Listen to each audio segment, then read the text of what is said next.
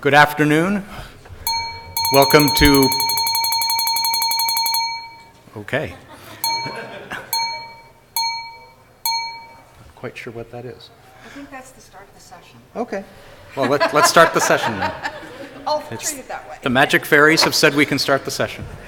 Welcome. Thank you for coming back from lunch. I know lunch is challenging to obtain here, and so I think we may have some people continuing to filter in over the next few minutes. But welcome to Public Affairs session on communicating science during a natural hazard crisis.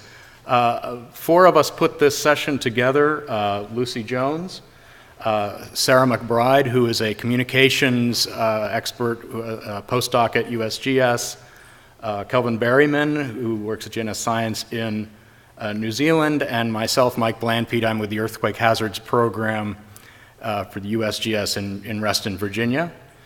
And our idea for this session was to capitalize on, I think, what we can all agree is a rising interest and a rising level of collaboration and professional engagement in bringing the lessons, expertises, and so forth from social and behavioral science, risk communication, and so forth to come to bear on effective communication of natural hazard information. And the focus of this session is specifically on how do we communicate scientific information that's of use for making decisions and giving situational awareness in the midst of a hazard crisis. And this crisis may be an earthquake, a volcanic eruption, an incipient dam failure, what have you.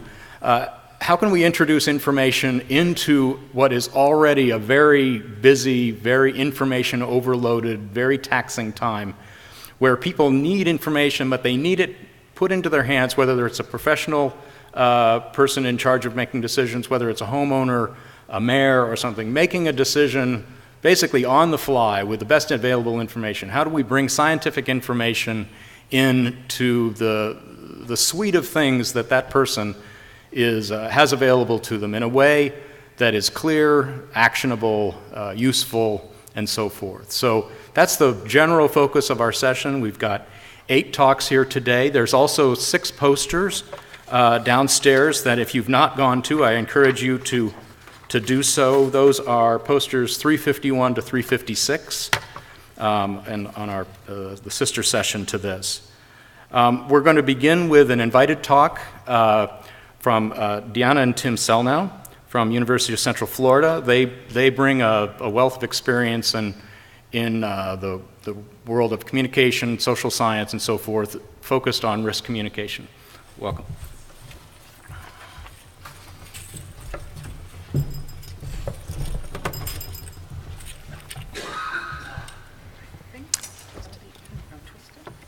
Well, thank you so much for this opportunity to share our research with you, and thank you, Lucy, for organizing this panel. Abraham Lincoln is known for having said that he didn't think much of people that weren't better today than they were yesterday. And in that spirit, we're not here to identify communication answers because we're doing a poor job of communicating science. We're here to try to do it better and to do ongoing research that takes advantage of the ever-changing landscape of communication. That having been said, the talk that we'll give today is based on research that we've done for the past 2 decades, and we presented this at many different places. We've had a chance to really go global with these presentations and to present at a variety of countries. We've got a great slide that shows that, thanks. And so we've talked about to a number of different countries talking about this kind of research and advancing these ideas that we'll share today. And I always put in a shameless plug, if anybody's interested in us working with you in any other countries, we would welcome the opportunity.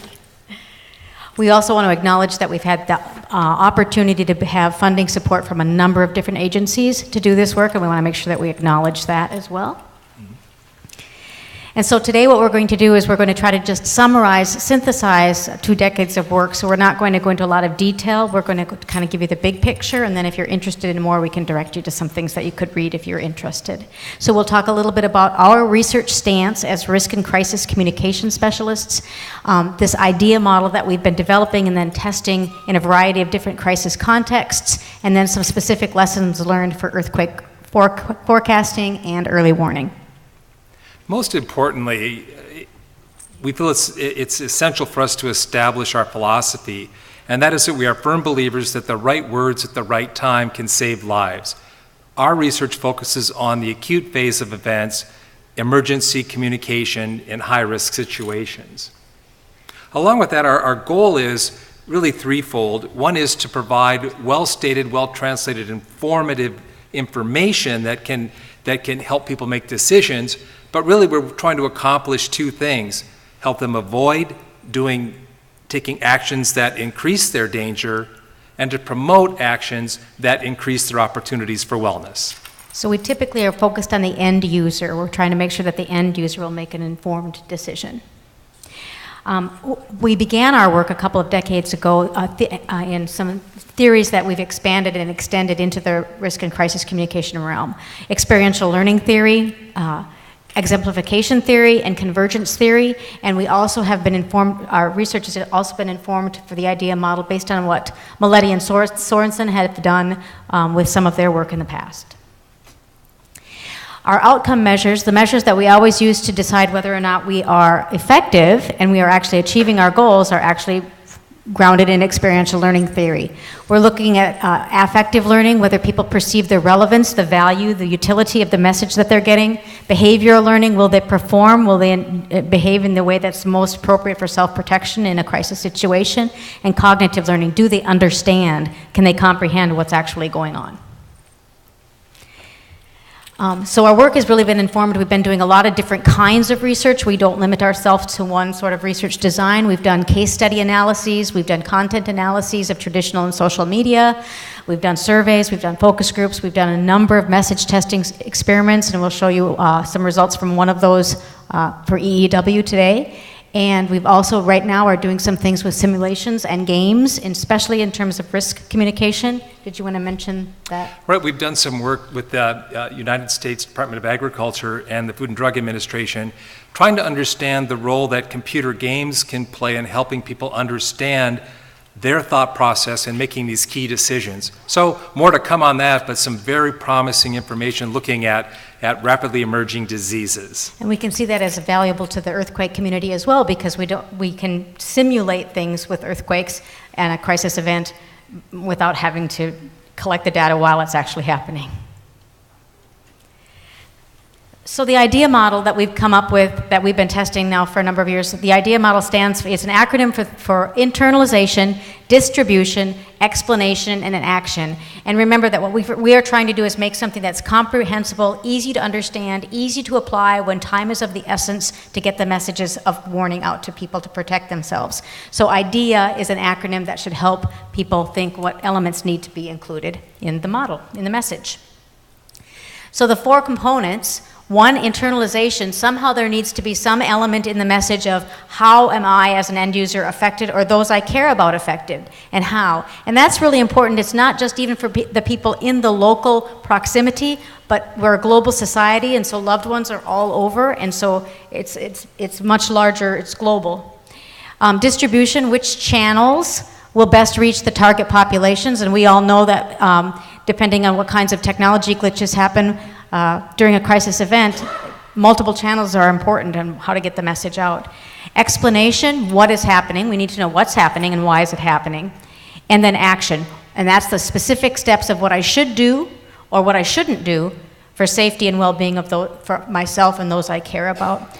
Some of our early work, we did a number of content analyses of existing crisis messages that were being broadcast on the print media, the social media, and electronic media. And what we found out is that status quo messages tend to privilege explanation. Information, information, information, information. What's happening, what's happening, what's happening, at the expense of the other two content components, internalization and action. More recently, we did a content analysis just to see if it's gotten better. And so we did in the 2014, when Ebola hit in Dallas, Texas, we collected stories from the Dallas newspapers, national stories from the CDC, and international information that was being broadcast on websites of Doctors Without Borders, the WHO, and CDC, yeah, okay, international. And what you'll see here is the pink line represents explanation, And we still have a long ways to go. In all local, national, and international venues, explanation is still being privileged over the other elements of the idea model. So what we're going to do now is we're going to give you just a little snapshot of some of the lessons that we've learned in each of these components based on our research. In terms of internalization, what we've discovered is that messages that offer internalization, that piece about personal impact, increase attention, people pay attention, retention, they remember it, and action, they know what to do and they intend to do. These, more specifically, the first thing that needs to happen in a message is compassion. Our hearts and prayers go out to the victims and their loved ones. That's really important. And that wasn't always the case. When we started doing this work in the early 2000s, that was not what was being communicated because it was believed that it would make the spokesperson look weak. And now it's become very commonplace. And as a matter of fact, when President Trump came to Houston shortly after the hurricane and did not say that, he actually got criticized for it. Proximity is really another way to get this internalization out. Photos of familiar places that are where it's being affected, and maps. Even though we have these wonderful smartphones now, people still want to see a simple map to see the location. They want to see it. Timeliness, how much time do I have to prepare for the event? How much time do I have to respond for the event? And alerts. Internalization is also that idea about getting attention, and it's really critical that we think about consistent and familiar images, sounds, and colors. But the challenge we have right now is the cross-cultural challenge across borders, because the same colors for an alert might be different in different countries. The same sounds for an alert, like earthquake, are different in different countries. And that's a problem because we're a global world. And if I'm over in Tokyo visiting Disney, and the tsunami comes, and a different kind of alert warning happens, I'm not going to maybe perk up. Mm-hmm.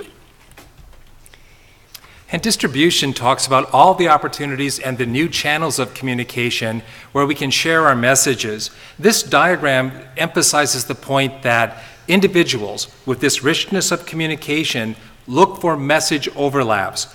How many of you, when you hear a message, look for verification or agreement from other sources that you trust?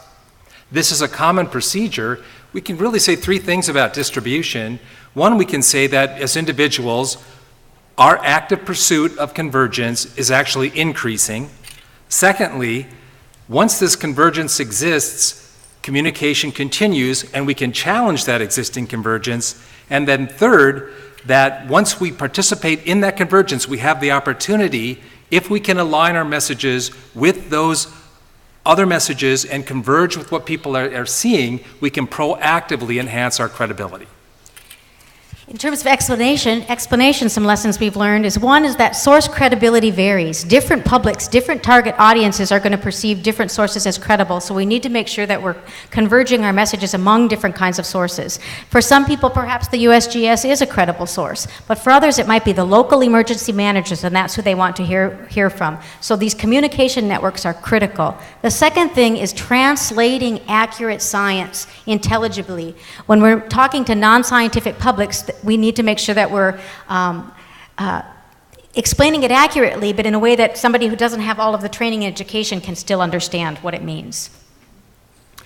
Quick example with what happened at L'Aquila is a classic example in failed explanation and the inability to move that explanation into helpful actions and actually produced inaction instead of helpful actions. Which leads us to action. When we're talking about action steps, we're looking at instructions that provide specific messages, tangible, things that people can do and remember, actionable, as Mike said in the introduction.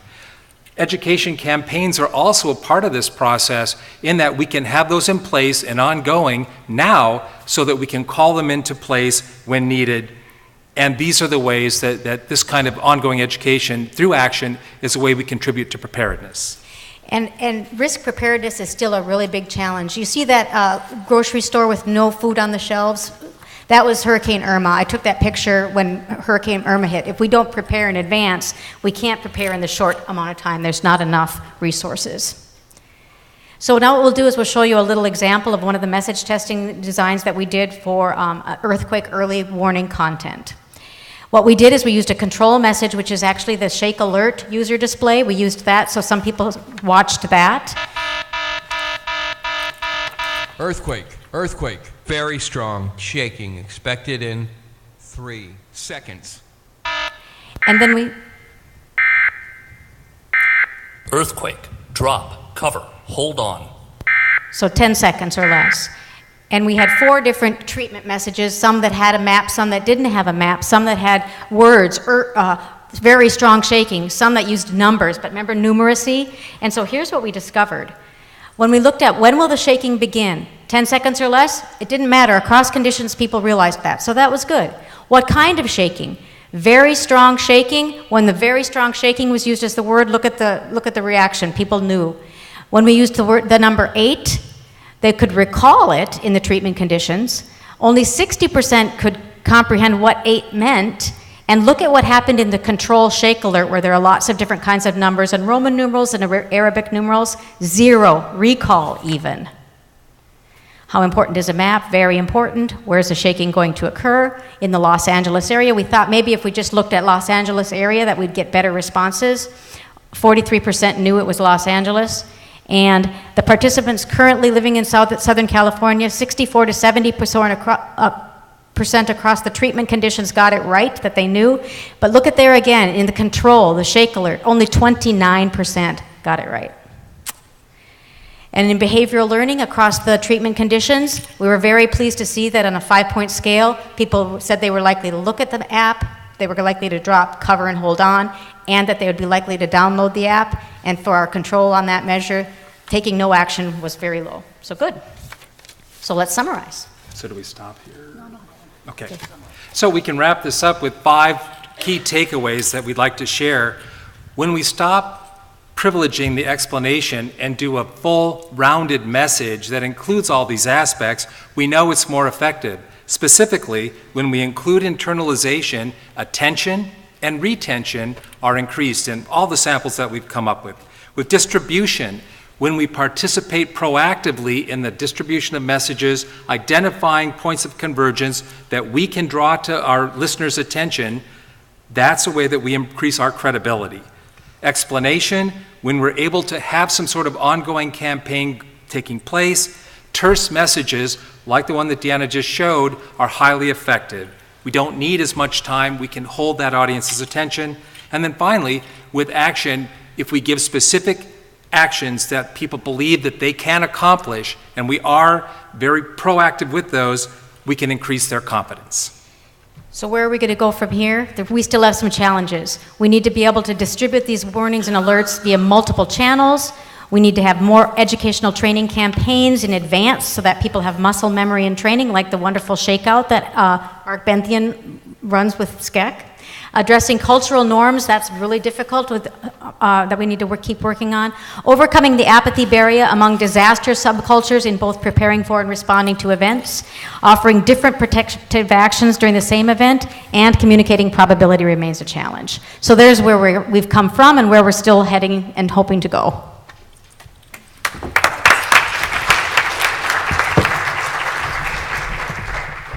Did anybody have a quick question for the Sellnows? Yes. How do you overcome disinformation that comes from others in the community? That's an excellent question, and that's why it's so important to have those established communication networks among the scientists, the media professionals, the communication experts in advance, so that those multiple messages are coming out. And then if you remember the convergence slide, the bubble that's the outlier then becomes not believable, and the ones that all converge together become believable. So the networks in advance are critical. Thank you again. So we're now going to turn to a crisis that happened in February this year when the Oroville Dam was threatened with overtopping and spilling. John Sorensen from Oak Ridge National Lab will talk to us. Oh, there you are. Snuck up on. Thank you. We're talking today about an ongoing effort that we're engaged in with the U.S. Army Corps of Engineers about studying human behavior in emergencies. Let's see. Just acknowledge a few acknowledgments, but I'll skip over these two. What we're trying to do with the U.S. Corps of Engineers is to develop better estimates of human behavior in disasters. That includes a systems view from the inception of scientific detection of a risk to the ongoing process of decision-making in communities, through the process of issuing warnings and people responding to warnings. And so we're trying to collect new data about these processes.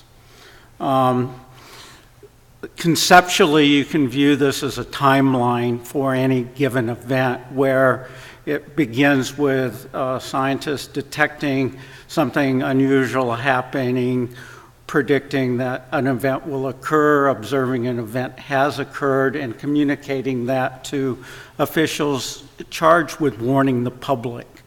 Then one of the most least understood and most overlooked element of the whole warning process is when public officials need to make a decision whether or not to issue a warning to the public. And this has been understudied, and we're trying to correct that problem. Then, as Tim pointed out, there's multiple channels of communication to diffuse the warning to the public. We're trying to gain a more quantitative understanding of that process, as well as the quantitative understanding of the process that people mobilize or decide to take action. The Oroville is the first in the set of studies that we're planning to do for the Corps of Engineers to modernize our data on human response to warnings. The first thing we're doing is trying to refine our whole conceptualization of how officials go through a process of taking scientific information and making decisions to warn the public. We're trying to gather data on the effectiveness of new warning technologies, which we have very little scientifically collected data on. And we're trying to refine our understanding of human response, both giving different geographical areas in which people may live in with respect to risk, and also whether or not certain warning technologies are better at stimulating people to respond. And so what briefly I'm presenting today is the results of the first, or preliminary results of the first of these studies, which is currently ongoing.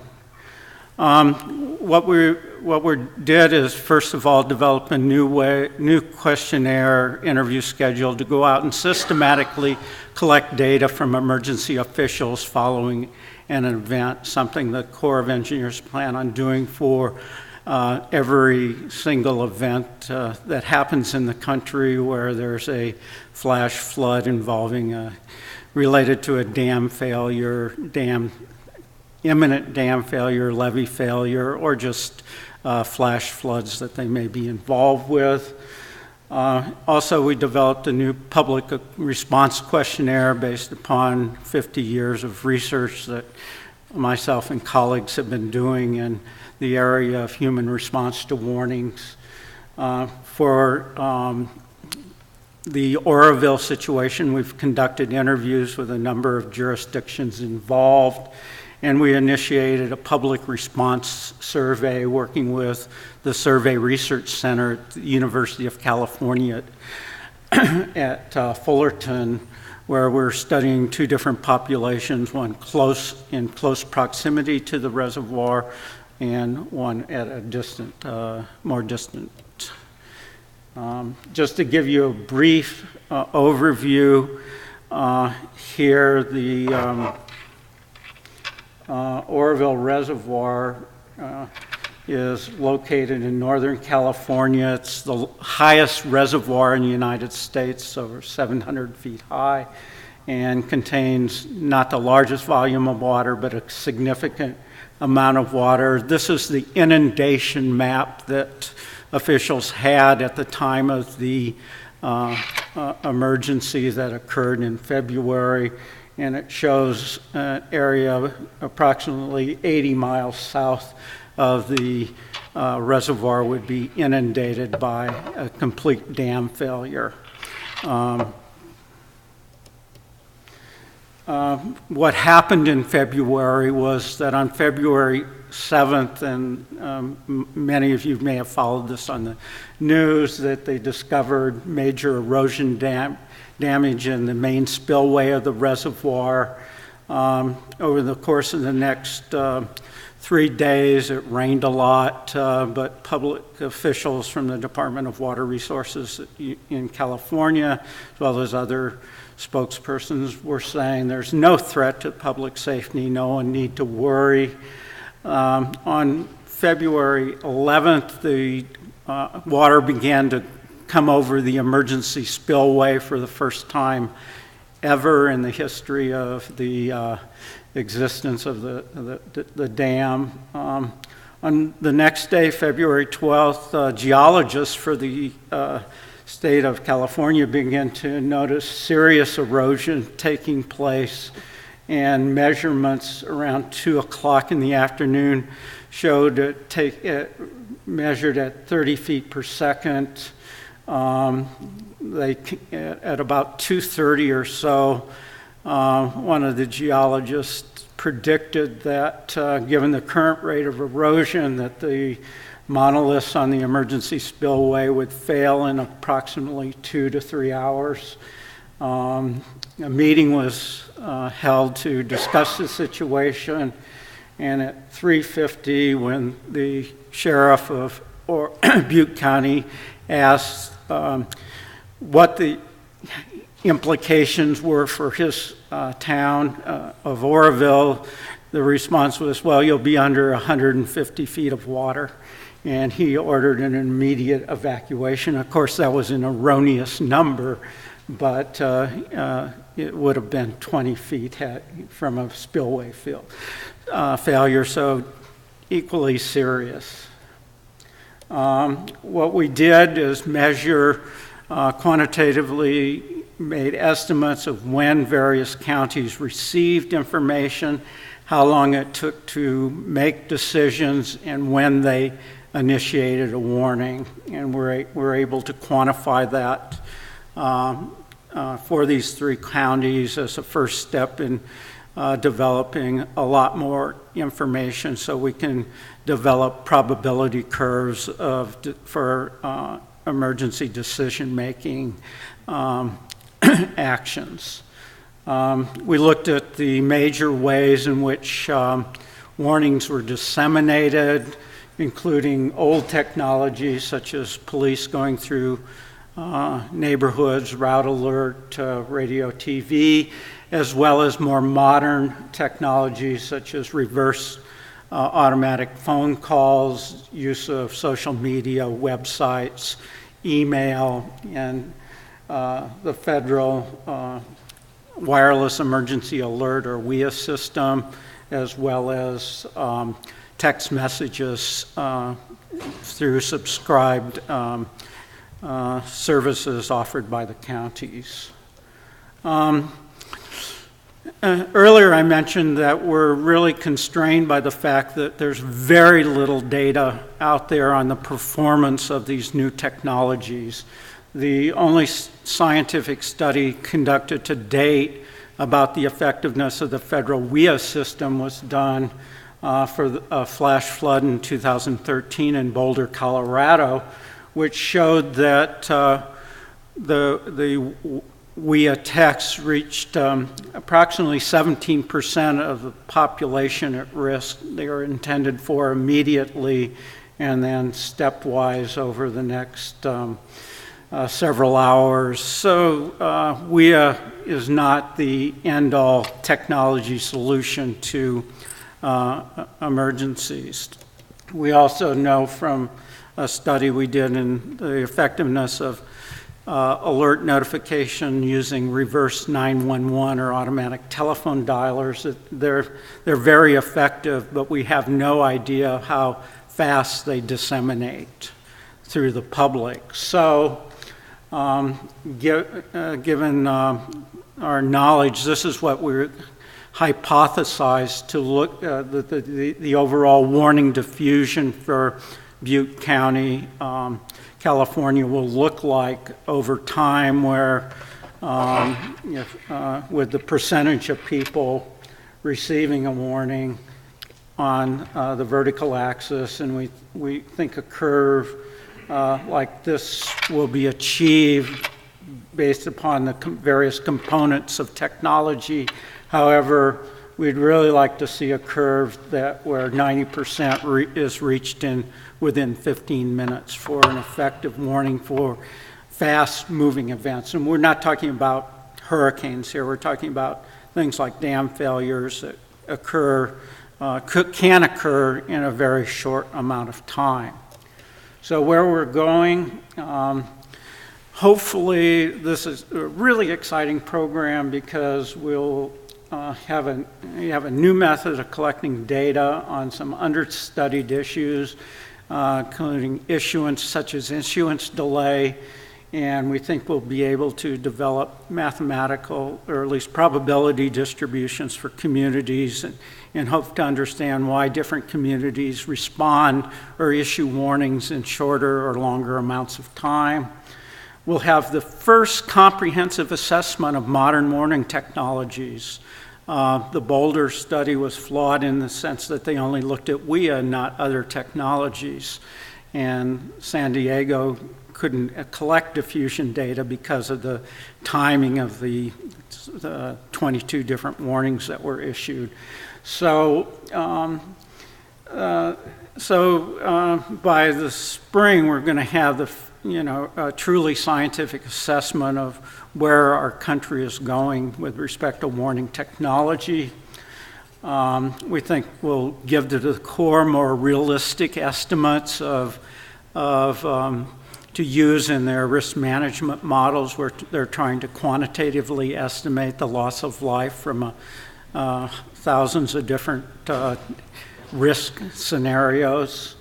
And I think most importantly, the Corps is taking steps to implement research that social scientists has been recommending for the past at least 18 years. The second assessment of research on natural hazards at the University of Colorado recommended this kind of research take place. This was reiterated by the National Academy, were saying that we don't have a good understanding of how people respond to warnings given technological and societal change. And so, most importantly, we want data collection to become a systematic and ongoing process, so we begin to really have the ability to better predict how people will behave in a variety of future situations. Thank you.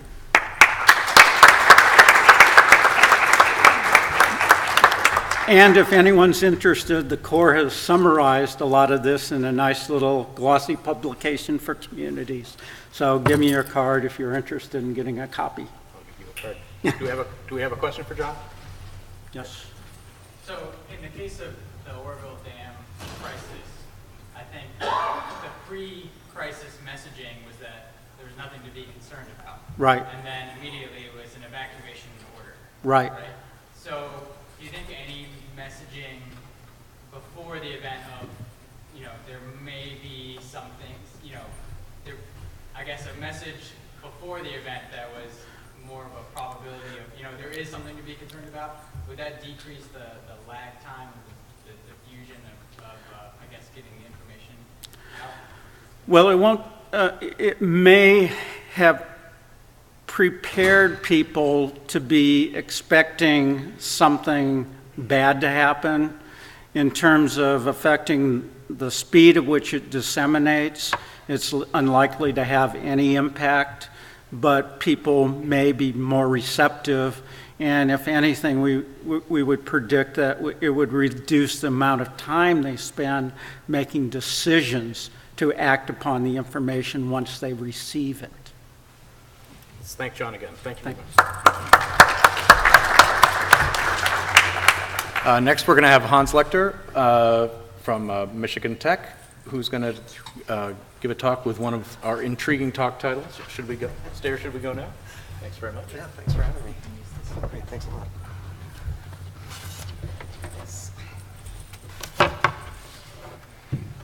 Great, well, thanks for having me here. Thank you guys for inviting me, or allowing me, I should say. I think this is a really important topic, and I'm really happy to be part of it.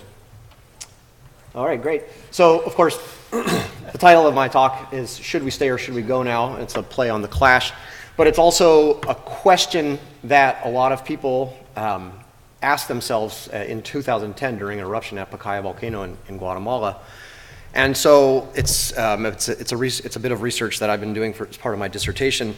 And I've been going to Guatemala to Pacaya for 6 or 7 years now, doing geophysical studies, looking at deformation and seismology and things like that. And every time I'm there, I talk with people and I hear about this eruption that happened.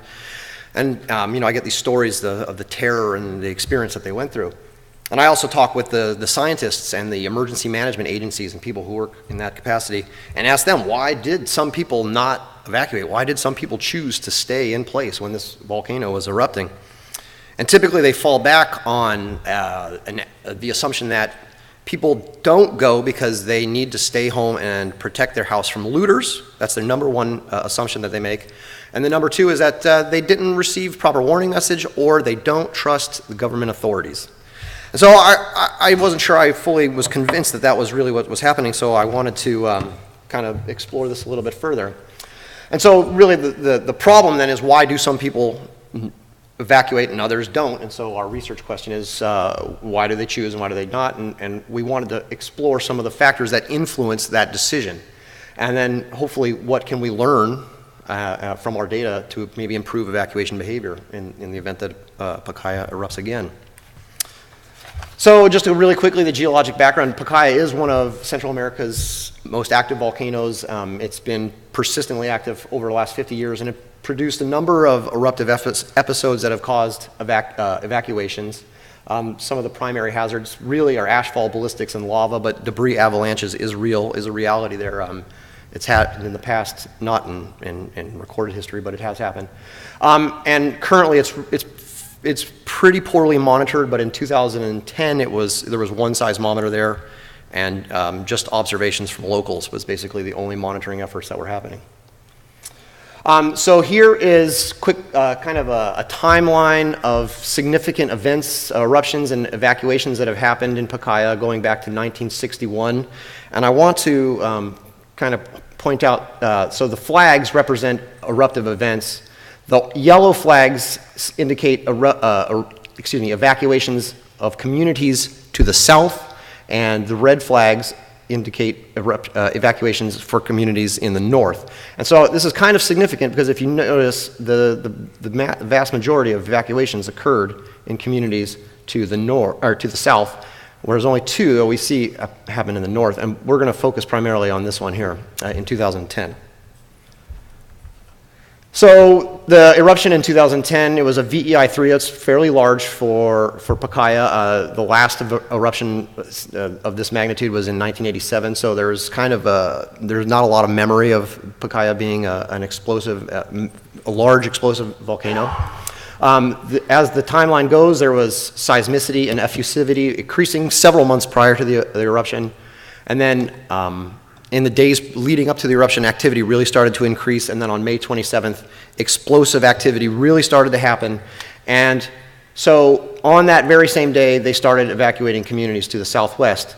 By 3 p.m., the eruption was pretty intense. But at 6:30 p.m., the eruption climaxed, and it was a directed blast to the north.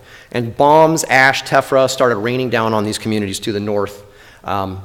There was one fatality. It was a journalist who actually tried to climb up to the volcano and witness it. But that was the only fatality, but there were dozens injured, and over 400 homes were damaged or fully destroyed, and this led to an evacuation of about 2,000 people. So this is just a map of kind of the eruptive products of that during that eruption. And so this red isopack here represents the area of bombs. Bombs were up 80 to 50 centimeters. The majority, of course, were under 20 centimeters, but within this range. There's a lot of tephra accumulation. So these blue isopacks here show tephra accumulation. You can see it's all directed to the north. So this thickest one here represents 100 centimeters. Millimeters. And then there was also a new vent that opened up on this southeast flank here and threatened the community here. And then you can see these concentric rings are 1 kilometer rings going out to 5 kilometers from the active vent. So here's a few snapshots of the damage from that eruption. Bombs falling through the sheet metal roofs was one of the biggest threat. One person described it to me as our roofs, it was like our roofs were made of paper and someone was just punching a pencil through it. Tephra accumulation on the sheet metal roofs also caused a lot of roof collapse. Hot bombs falling through the roofs set lots of homes on fire. And those communities in the north experienced basically complete loss of all their agriculture and most of their livestock. There was a pretty, the day after the eruption, there was a response from National Police, the Army, and the Emergency Management Agency, CONRED. But most of the action, the evacuation action, was kind of done ad hoc in a grassroots level. People just who had trucks started helping people evacuate out to San Vicente, the local municipality, and moved into emergency shelters. So last year I went down to Pacaya because I wanted to know more about what was going on. Why did some of these people from these communities here in the north not evacuate, even though the volcano was erupting? And I wanted to find out a little bit more. So we went down there with a survey. Our target population was these 13 communities within 5 kilometers from the vent, and roughly a population of 16 to 18,000. We surveyed 8 communities. These communities in yellow were surveyed. We got 172 respondents from the 8 of those communities, and our unit of analysis was at the household level, and we were trying to talk to the primary decision maker of the household. And so here's some of those demographic statistics. I won't bore you too much with them, but I just want to point out that we did have a little bit of a disparity in the gender, also in the age. You see that there's we don't have a whole lot of young people participating, but I kind of explain the gender disparity by pointing out that, again, the household was our unit of analysis, and most of the respondents identified themselves as either the primary decision maker or part of the decision-making team for the household, so husband and wife or the whole family, etc.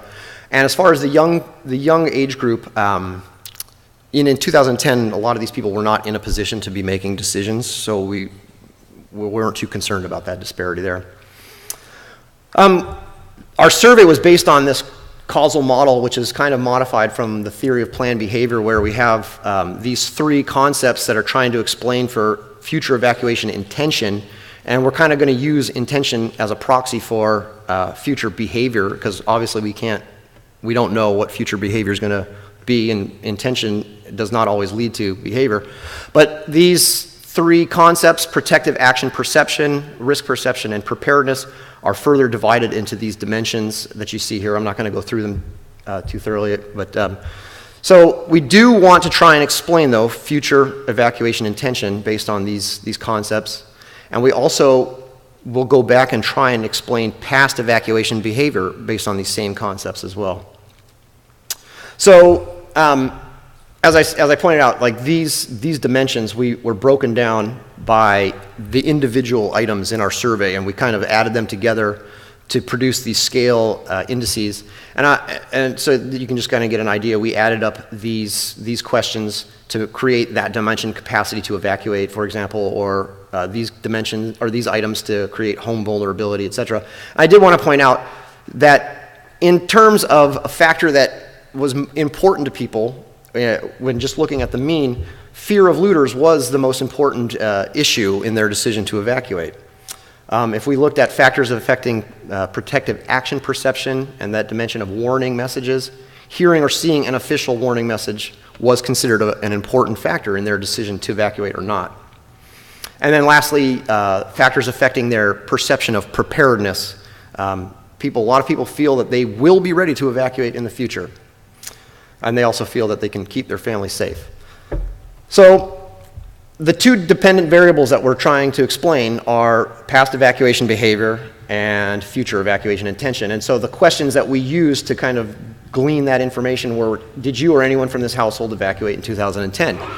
And you can see that of our respondents, 60% said yes, someone did evacuate, 40% said no. And this number is kind of who we're interested in learning more about. And then when we asked them if there was another eruption like 2010, would you evacuate or not? And 51% said no or don't know. And 49% said yes, they would. And so don't know, we kind of assume don't know we took that as a no, because if you don't know if you're going to evacuate in the future, then you're going to have to make that decision at the moment. And we're going to just kind of make the assumption that that's a no right now. So because our dependent variables are dichotomous, we decided to do a binary logistic regression and kind of just do theory testing. So we took a lot of the theories from the literature, from past studies that should be important that should explain future evacuation intention, and ran them through the model to see what would happen. When the model was output, we looked for any statistically significant variables that might help us explain. And what we found is that past evacuation experience, evacuation capacity, and age seemed statistically significant in this particular model. This is what we call the kitchen sink model. We just threw everything in there. And what that tells us is that past evacuation experience, people who evacuate in the past are almost 6 times more likely to have the intention to evacuate in the future than those who did not. And you can see that evacuation capacity, they're actually, people with a higher perception of capacity are less likely to have the intention. And then as you age, you're more likely to intend to evacuate. But we wanted to know if we were missing something in some of those other variables. So we did a forward stepwise regression to see if we could test our variables, let the statistics find if there were any other variables that were statistically significant. And we see that past evacuation behavior returns, but the other two variables are replaced with home vulnerability and warning messages. And again, home vulnerability, while it is statistically significant, it only suggests that people are slightly more likely to evacuate, which is kind of contrary to what some of the emergency management agencies suggested. So if you are concerned about your home vulnerability, you're still more likely to evacuate. So it kind of contradicts what we've been hearing. But we also wanted to know about past evacuation behavior. So again, we ran the kitchen sink model and regressed for that with all these other variables. And what we found were that loss, damage, and injury, so if you experience loss or damage, or the perception of readiness, you were more likely to have evacuated in the past. We again did a forward stepwise regression and found that loss, damage, injury, and experience, hazard perception, and that sense of readiness were again those variables that suggest that tell us that they were more likely to have evacuated in the past. So if we think about it, the past experience and warning messages do have a connection, and the idea is that they provide this sense of an adaptive plan already in place that they can repeat. So if you have past experience, you're more likely to evacuate in the future. But what we want to talk about, what we want to think about is how can we provide people that don't have that past experience with that same sense of readiness. So it's a discussion that I don't really have answers for. I mean, we can offer some ideas, but we want to increase that sense of preparedness, possibly through policy changes that focus on education, information, and dissemination at the community level, improved communication of scientific information, strategies for dissemination, and increase so we can increase decision making based on accurate scientific information. And then we really need to destroy those assumptions and misconceptions about people's perception and the important factors that are in the decision making process. Sorry for going over time.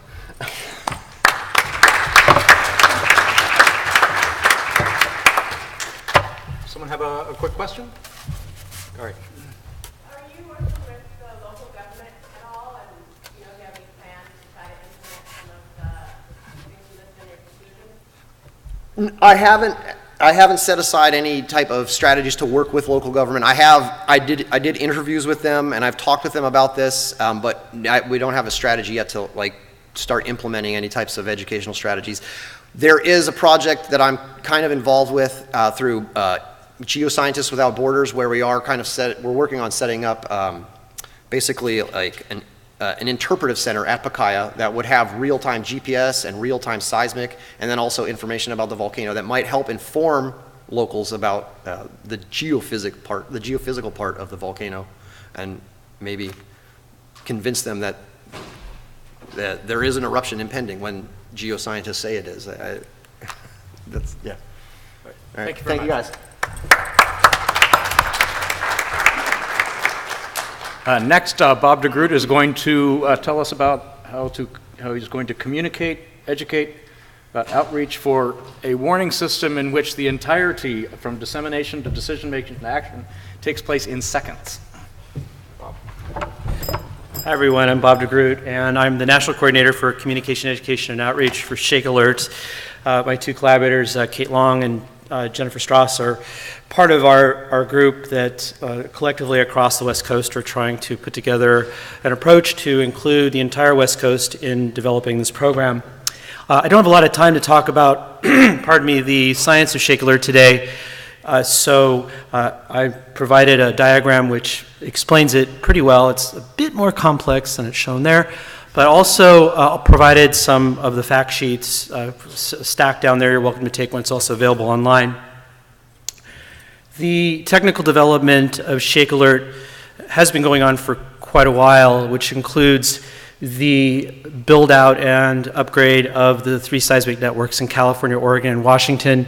And from there, the infrastructure that's used to get that information from the field to a series of processing centers that basically this information is passed through a series of algorithms to basically determine whether or not an alert should be issued, and if that alert is issued, then where should that alert go to. And that's the dark blue portion of the diagram that I'm showing you, and the other half of it, the other part of it, is where I come in with my community of folks that we're working with. Is about a year and a half ago, we implemented Shake Alert's communication, education, and outreach enterprise. And a lot of planning had been done before that, but we really got going in early 2016. And then we've been doing some work since then. So today's talk is actually going to focus on 2 things. First thing is I'm going to talk a bit about what we do and how we do it, building consensus across the entire West Coast, and then also talk about the other half of the title of this talk, which includes some recommendations for cell phone messaging. Again, there's a lot to this, very complex stuff, a lot of details, but I'll try to give you at least the basics so you have something to work from. So basically our group, our communication, education, outreach group, interfaces with 2 kinds of users, people who are going to take protective actions, and then things, automated actions. So the Shake Alert data feed goes into automated systems, and those systems take action of some sort without human intervention. And our community of folks in Shake Alert, and I'll give a name to it in a second, actually is involved in the recruiting and the development of these particular projects. So not only do we do the development of education and training and build consistent education and training and messaging across the entire West Coast, but we're also involved with the technical users in basically getting them involved with different pieces of the group. And this is who we are. It's a sort of a complicated org chart. We're called the Joint Committee for Communication, Education, and Outreach. Again, I'll refer to it as JCCO from now on. And the structure of it is actually mandated by the governance structure for the Advanced National Seismic System. And we have representatives from the 3 state geological surveys, the 3 state emergency management agencies, and then the universities that have been involved in the R&D, and then also representatives from the USGS. Myself, I serve as chair, and then a representative from USGS, Office of Publication and Office of Communications and Publication. And so this is how we work. Now, we call it the Joint Committee because it's actually joint state, national. So one of the pieces, and actually I was on email today trying to negotiate between some of the states, is that we have to make sure that everybody's playing nicely in the same sandbox. And so it's a lot of work to coordinate with the states. So I think of JCCO as a consensus-making machine, essentially trying to build in as many communication pathways and as many possibilities as available for folks to talk to one another to make sure that everybody is knowing each other's concerns and priorities. And so it's a constant process in making sure everybody's feeling included and also involved. And so, and then the lower, let's see, I have this laser pointer here. Lower part here is a series of working groups that we've implemented that work kind of on a constant basis in order to basically address issues that are always something that's of concern. For example, the Technical User Working Group, TUWG, is constantly working on issues with interfacing with our technical users and providing them with resources and also building out our technical enterprise for Shake Alert. So that's a big deal. We don't want to have a bunch of people sitting on committees that don't do anything. So what we've also implemented besides having these working groups are focus groups. And the focus groups are very time-bound, task-bound groups that are assigned a specific task. They get that work done and then they disband. And the last half of my presentation today is going to focus on the warning message focus group, which generated the recommendations for cell phone behavior. And that group did their work. They started in mid-2017, actually March of 2017, and then just finished up recently. So just a little bit about public alerting technologies. This has been a big learning curve for me when I joined the USGS about a year and a half ago. But basically, the idea is to get the message out on as many channels as possible, give people an opportunity to get that early warning message through a whole variety of modalities. And so the one I'm going to focus on today is, of course, the cell system, but we're working on a series of applications such as sirens, PA systems, and all kinds of other approaches, reverse 911, emails, SMS, and so on. It's a pretty big, interesting enterprise, especially working with these mass notification companies where even their different modalities come in at different times. So it's pretty fascinating stuff. So the piece here that we're talking about, thanks Lucy, the piece we're talking about with the cell phones is, of course, this is the part that we're involved in. So we're working with the cell phone industry to provide the alert delivery on behalf of the USGS. Of course, we generate the alert and then it gets distributed by someone else. And then, of course, some sort of user actions occur as a result. So to this focus group, so this group started in March of 2017 and went through a series of processes. The goal essentially was to provide recommendations for cell phone behavior. What will your cell phone do? What will be said? What will this be the sound? Will it vibrate? How will it vibrate? All of these things. And we relied very heavily on social scientists like Deanna and others who actually helped us in this process. We also engaged our Shake Alert users to help us in sort of figuring all this out. So we brought in a large part of the community. I referred to JCCO as a consensus building machine, and so this focus group represented the population of folks that are involved with the program. And so we divided into three groups: voice and text, icon and visual, vibration and sound. One of the big challenges, of course, we were working with the Alliance for Telecommunications Industry Solutions, or ATIS, and of course they come with their own set of issues, and the cell phone industry is very nervous about sending out large volumes of information to many millions of people. They're very concerned about the scalability issues. So the compromise with them is to place all of the behaviors of that cell phone right onto the phone itself. It'll be baked into the chip. And all the cell phone industry would be sending out is basically a signal to flick the switch inside the cell phone to take on the behavior. And so that's the way we worked it out. And also, we initially started, and we still are doing active testing, and this was one of the recommendations that Deanna made to us, and also Michelle Wood from Cal State Fullerton, is that we have a bi-level message where there's one for weak shaking, one for strong shaking, but the negotiation with ATIS is to come out with a single level message to start with. Again, it's not the be-all, end-all, but it's a start, okay? And as Doug Given, my coordinator, says, don't let the perfect be the enemy of the good, right? So this is the text of that we're recommending, and now I'm going into the recommendations. I'm not going to read everything, but one thing I want to bring your attention to is the bottom here in red. That's the character count for the text with spaces, 85 characters, and without spaces, 77 characters. This is going to have importance at the end of today's talk.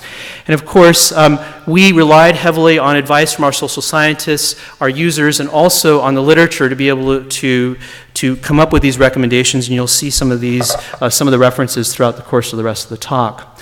Of course, this is a very familiar image of the drop, cover, and hold on. This is actually the image that would appear on the phone, basically taking the protective action. Of course, this is what we eventually want. You're going to find at the end that we can't do this, at least not yet. But we find that the drop, cover, and hold on image actually fits all of those criteria needed for effective messaging. With vibrations, there's some literature on vibrations, and we found that one thing is that the vibration length is actually the key parameter that we're interested in, and it's something, a vibration something in the order of 12.5 seconds is ideal. As devices get smaller, it's harder and harder to alter the vibration strength, so we can't really rely on that.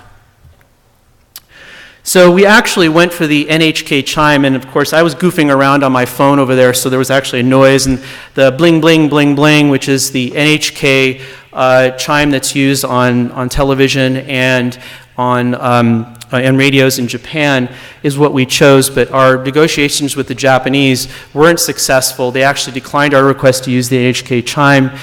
We found that the NHK chime fit a series of parameters which actually were required or were good for producing a sound, and everything from if you startle somebody with a noise, you actually reduce their ability to perform. Their ability to respond is basically compromised. So that's something that we wanted to try to maximize. We're on the hunt for another sound. We're working closely with the California Office of Emergency Services on this. So we want to actually avoid what happened in Japan. Of course, when when JMA began the EEW system in 2007, there weren't very many guidelines in place. So so if you go to Japan, cell phones make a noise like a vut, vut, vut, vut sound. I love producing those noises. And everybody's doing something a little different. So home alarm is a little bit different. NHK chime is different from that. And then there's also the sound that's on cell phones that I mentioned earlier. We want to avoid this, and this is why we're trying to do as much as possible to build this consensus across the different groups. The other thing is that the recent earthquakes in Mexico taught us some things, gave us some lessons to consider. This is just some information. The second earthquake near Puebla in late September actually caused some situations that were actually a bit of concern, is that the P waves arrived before and high amplitude P waves arrived before the early warning message was received, and that caused some issues. One of the things, and there was an EERI group that went down, Earthquake Engineering Research Institute group that went down to Mexico. Elizabeth Cochran and Richard Allen from UC Berkeley were among those folks. Taught us some pretty important lessons, is that more complex messages can't be comprehended. We don't want to sit there and try to explain the difference between magnitude and intensity, too complicated. And the whole idea between time to shake until shaking, I know we've been talking about how long before. This has actually been a bit of concern for us in terms of telling people how much time they have before the shaking arrives. And that's a whole nother talk, by the way. Of course, the whole idea of information seeking after the event happens, and this is what the Warning Message Focus Group is advocating for, is a very quick message, initial message, and then a follow-up over IPOS-WIA with the richer message. So next steps, and this is the last thing I'm going to be saying today, is that we'll be continuing our testing, much like was recommended by our social scientists. This is where we stand currently. We are going to use the FEMA gateway to send the messages, and we're limited to 90 characters. That's why I stated that the character count on the recommended text that we have, the 85 versus the 77. This is where we're starting with this. And then we hope to move in phase 2 to doing that fast first message and then a more information-rich message.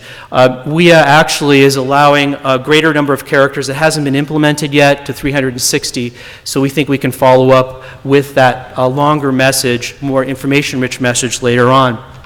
And we're all preparing for this thing called limited public rollout. This is where Shake Alert is actually going to show results. And this is what 2018 is the year, and this is what I've been gearing up for. So not only do I live my waking hours in the realm of Shake Alert, I also dream about it as well. And so thank you for your attention, and if there are any questions, I'd be happy to take them. Thank you very much.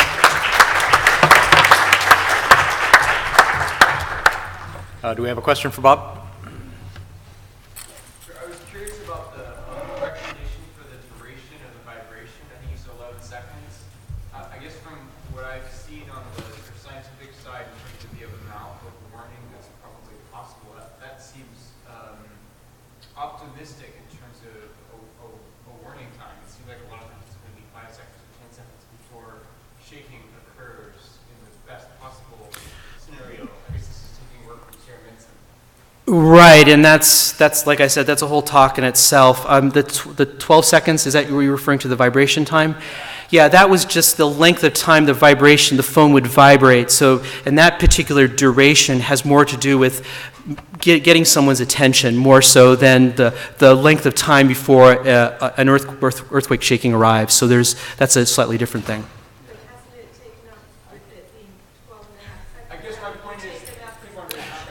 Absolutely, but remember, we're also talking about that length of duration is recommended.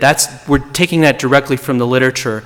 So I'm not making any sort of comments related to Sarah Minson's work and how long the warning time is. There's also considerations for the Pacific Northwest, which actually warning times will be probably quite a bit longer because of the nature of earthquakes in that region. Of course, Southern California poses a whole set of issues that are different. Yes. Thanks, Bob. Thank you very much. Okay, well, our technical crew in the back are trying to fix the light situation. We're going to hear from Lucy Jones on crisis communication during natural disasters. Lucy. Thank you. I'm going to take a somewhat different tact, look somewhat empirical data of what has happened in various settings when we're trying to communicate during, I'm focusing on aftershock and potential foreshock sequences over the last few years, and recognize that there's a whole issue of I'm going to try and look at the psychological side of it. As scientists, we have reasons why we're trying to communicate information and what we're trying to achieve. We also have a whole psychological dimension of what people can be able to hear, and I want to look at some of the intersection of those areas.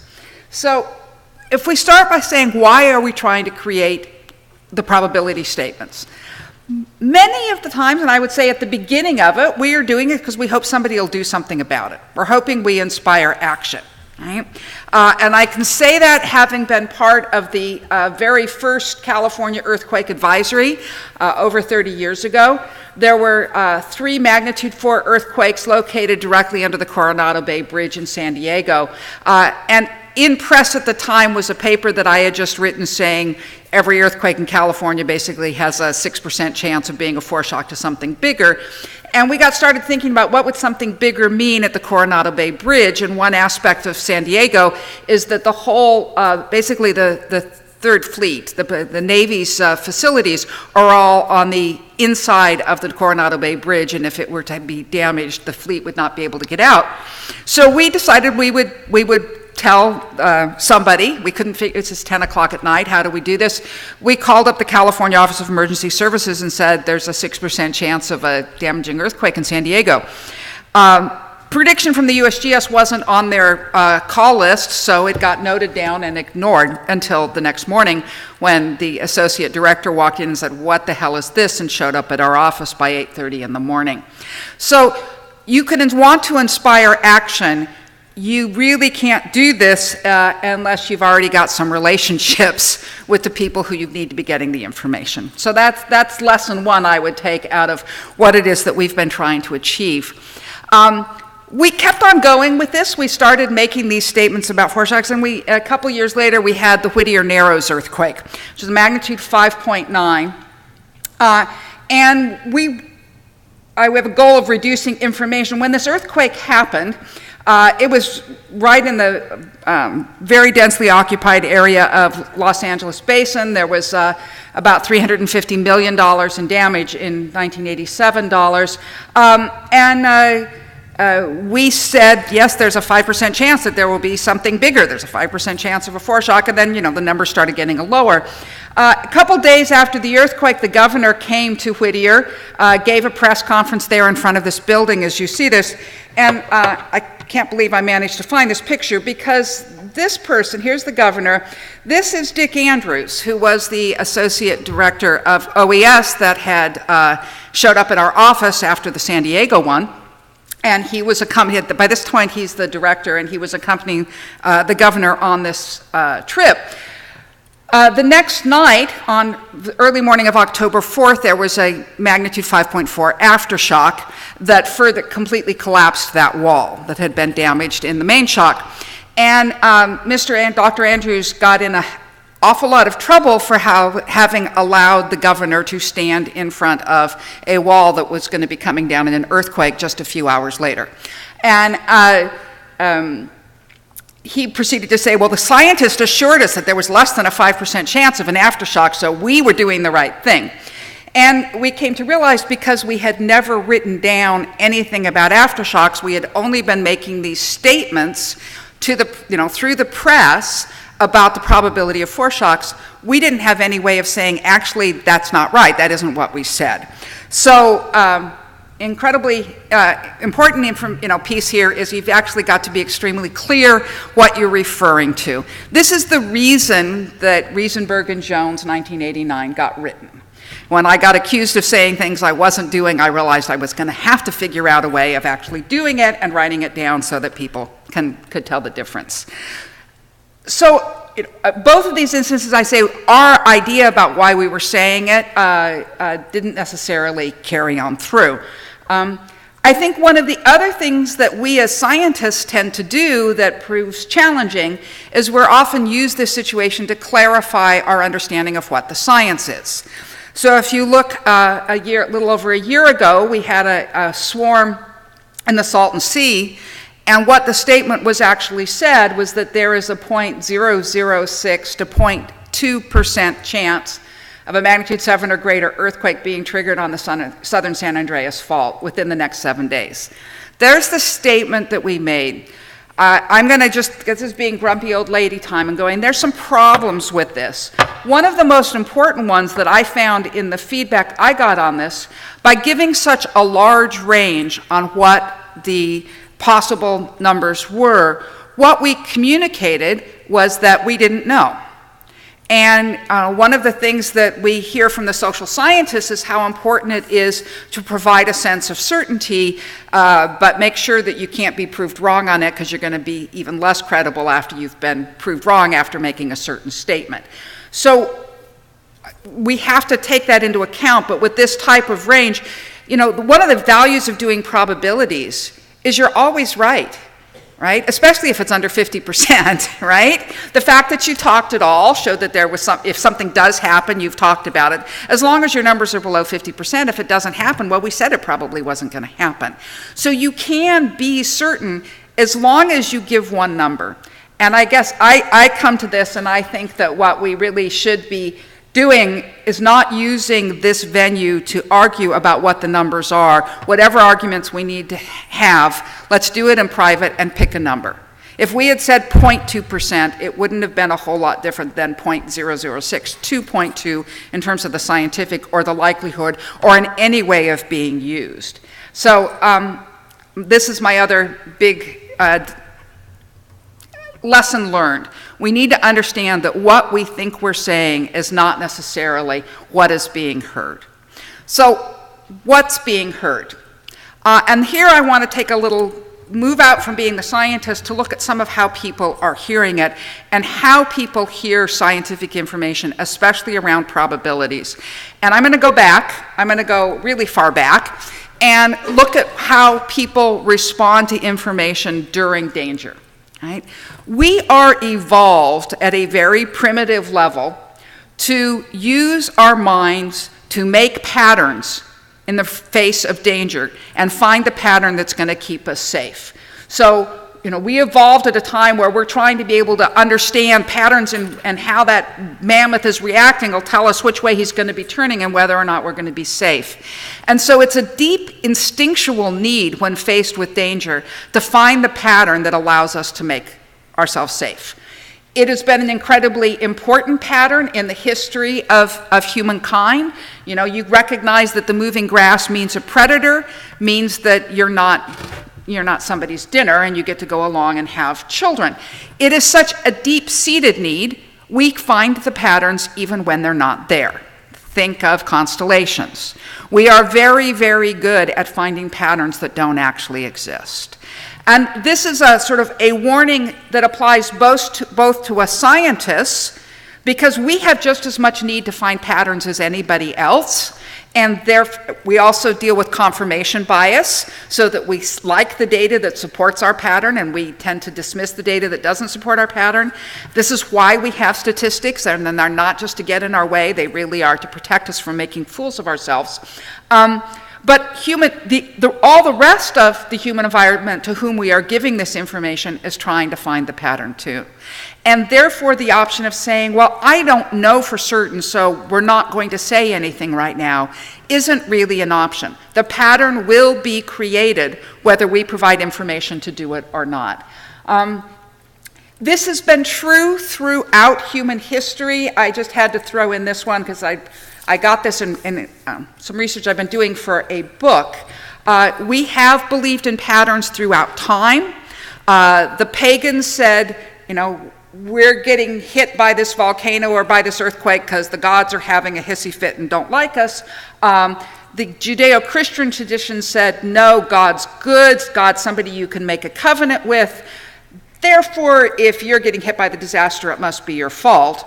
And that has been pervasive through Western history. In the East, they said individuals don't matter, but social harmony, so it's all about a yin-yang imbalance. Every one of us has created that sort of pattern. And the idea of what the consequences could be, actually the Dutch government's response to Portugal for aid after the Lisbon earthquake, which did happen on the morning of All Saints' Day during Mass. So a large number of people died in the churches. The Calvinists in the Netherlands replied that God has decided how much Lisbon should suffer, and it is not our place to change what God has decreed. So this idea has had strong traction throughout our Western history. After the Lisbon earthquake, we started moving more towards development of the scientific approach and trying to find other patterns, but it didn't stop the desire from the pattern. It just moved it from looking to how God was punishing us to finding whether or not we could find a correlation with some other phenomena. So I just thought I'd bring up a few of the favorite ones I hear often. Doesn't it happen because of the full moon? It happens because of the hot weather. Actually, that's the fire, guys. We should have learned that in LA by now. The earthquakes happen at the early morning, or of course animal anomalies. And all of these things are an attempt to create patterns, because that is absolutely what people are asking for from us. And I would argue that we can give a lot of information about the pattern that will be helpful to people, that will help stop some of these other areas, as long as we stay focused on what it is that people are hearing, rather than on what it is that we're trying to achieve through the process. I want to bring up one other point about this, and this is just what care we need to take about discussing temporal distributions. We all know when we're dealing with aftershocks that this is the actual temporal distribution, right? What we have tended to communicate, and if you notice what was done in that last one, is here's the probability for 7 days. We are essentially communicating quite a different time distribution, which is just giving one flat number for the period. The problem is, again, what are people expecting to hear? They are normalized to hear probabilities from weather predictions. And weather predictions tend to come with a normal distribution. You have a time that the storm will arrive, and maybe it'll travel faster or slower, but it's a peaked distribution at some time at the future. When you give them number 2, and they're conditioned to number 3, they don't turn it into number 1. Right? Now, sometimes they turn it that if the 7 days, that's the end of the distribution. There are quite a few that turn it, because this is the way the weather's communicated, where the end of your time period is the peak of the distribution. And that's what we have found sometimes, what people have heard out of this process. As an example, with the Salton Sea event, the city of San Bernardino, this is their city hall. It's, have you guys heard of soft first story problems? This is the definition of a soft first story building. Not only that, it's built to pre-San Fernando codes. It's an earthquake risk. They are trying to find money to rehabilitate it. It's unfortunately already, there are cities already bankrupt, so they're having problems with that part. They got the message 5 days after the event, and they evacuated that city hall 6 days after the event. When our message was essentially, the risk is now gone, that's when they acted on it, because they didn't understand it. So, and of course we use the same information for long-term and short-term probabilities. The short-term disappears when it doesn't happen. The long-term just gets bigger when it doesn't happen. So I've actually stopped giving probabilities. When somebody asks me what's the probability of a San Andreas earthquake, I tell them it's 100%, just give me enough time. Well, yeah. So on that note, I will end it. Thank you.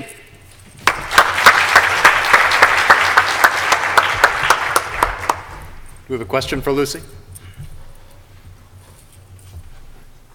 All right, we will shift now to another intriguing talk title from Gavin Hayes of the USGS.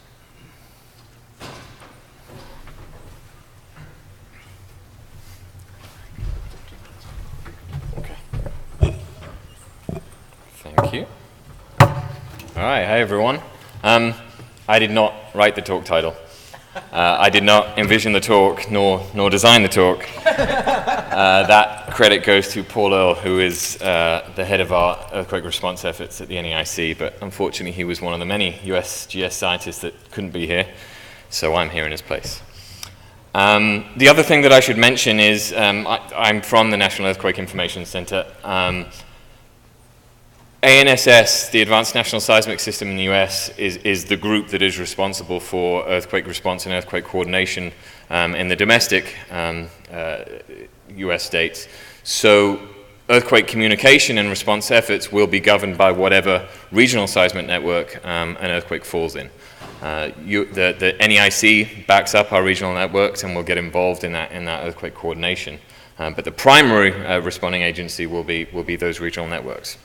That being said, for global earthquakes, it's us, and so I will focus on this talk on what NEIC does in communicating earthquake information after an earthquake occurs. So we wanted to start with showing you this.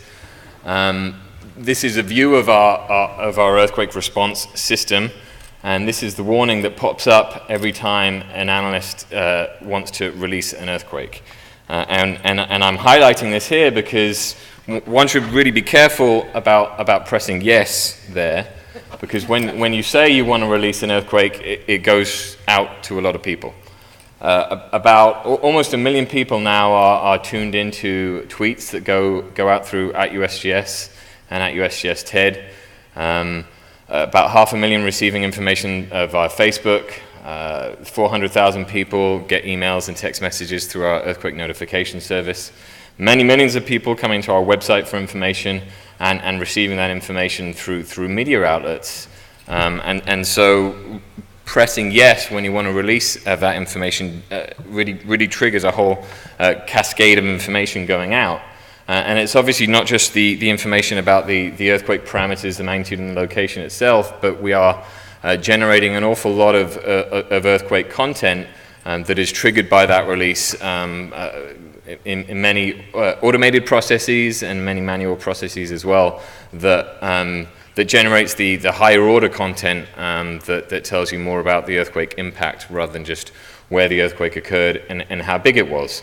So a lot depends on releasing that information, and that's the first kind of opening the fire hose for what happens after a significant earthquake is felt somewhere around the world. We have a lot of outreach assets. We're fortunate to have a lot of outreach assets available to us. We have a group of on-duty seismologists. These are our 24/7 analysts that are monitoring global earthquake activity, that will be the first responders to those earthquakes, the people that press that release button. We have a series of research seismologists and geologists that are available to answer questions after an earthquake, and then research staff throughout the country at our various USGS offices on the east and the west coast. We have a great Office of Communications that help us manage those communication efforts, and then the USGS Science Information Services that take questions that come in from the public and media as well. And in many circumstances, we also fall back on support from our collaborating university researchers that actually have the time to generate higher order content, because they're often not responding to the media questions that we're getting. I think the USGS is in some sense unique because we do make our high-level research scientists openly available to the media immediately after earthquakes occur. These are just some pictures that we've put together over the years of younger-looking research scientists responding to some of those media interviews after big earthquakes around the US and around the world. As I said, we tend to be available immediately after those events occur, and I think that's a unique thing that the USGS offers. I got a second, that was good. As I said, we have the Office of Communications that really helps us, is the filter between media contact and those research scientists. So often our Office of Communications are the people that are speaking to the media directly and then putting the media in touch with the research scientists that can answer their questions. We also have, as I said, the Science Information Services that are distributed throughout the US and taking questions from the public, either answer themselves or redistribute those questions to USGS scientists around the country. And those questions can come in via social media, via email, via phone, and they do a great job of answering and filtering those questions for us as well. There are obviously challenges in meeting the media's needs. It's no surprise that releasing all that information generates a ton of questions. And so answering a multitude of inquiries with just a few or a limited number of scientists can be pretty challenging. And what we found is maintaining consistency among the various scientists that are responding to those questions can be pretty difficult as well. So there are various ways that we've tried to combat some of these issues. When you're talking to the media all the time, instead of analyzing the earthquake, it can be pretty difficult to stay current with what can be very rapidly evolving understanding of a recent earthquake. And so there are a few different ways we've tried to mitigate that kind of information gap. And as Lucy is just very eloquently pointed out, it's really critical to present what we know in a publicly digestible way. You know, we might, as scientists, get very excited about the specifics of, I don't know, ground amplification in a sedimentary basin after a large earthquake, but chances are there aren't a ton of people that'll understand what we mean when we say it like that. You know, I talk about earthquake ruptures, and even earthquake ruptures aren't very well understood by the general public. And so we need to communicate the information, the scientific information that we generate in a way that people can understand it. And so we're meeting the needs of a diverse user base with very different levels of technical understanding. It used to be that when a large earthquake happened, the Office of Communications descended upon the NEIC and would filter those media calls and distribute sticky notes on our office doors for when we needed to talk to a particular media outlet or a phone number that we needed to call to answer a specific question. As you can imagine, that can get pretty tricky. And so we've gone much more high level now, and we're using a Google spreadsheet. You know, this is pretty unsophisticated, but it allows a much better coordination of our media response efforts across the country in a coordinated manner. So this is just something that the Office of Communications has done and allows access to the spreadsheet from various USGS research scientists that can take these questions across the country. And as time is available from those specific scientists, you can come see who needs to be spoken to and take one of these interviews. And it's a much more efficient way of addressing those inquiries as they come in. Common questions that we get after an earthquake. Obviously, the most common one is still, what is the magnitude? We've done, I think, a lot over the past couple of decades to try and communicate that magnitude isn't the most important thing to know after an earthquake. The impact, where an earthquake occurs, what the shaking is, and how many people are exposed to that shaking is more important. Nevertheless, how big is it is still the question that we get the most. That being said, media outlets are cottoning on to the fact that it's shaking and impact that's more important. And so we get asked that a lot as well now. What can we expect in the future? I think Mike Blanpied will be talking about this more next. Why did it happen where it happened? Could it happen somewhere else? How does it compare to what's happened in the past? What should my friends and family in the region do to stay safe? And is this earthquake related to whatever recent phenomena has been in the news? These questions also tend to ramp up significantly if we get earthquakes clustered in time. So whenever we get a big earthquake in, say, Japan, and then a big earthquake a couple of days later in Ecuador, the obvious question is, are they related? And so we field, and generally no, but we field those questions quite a lot as well. So moving on to how we've tried to reduce some of our own media response by putting out information ahead of time that hopefully addresses those questions.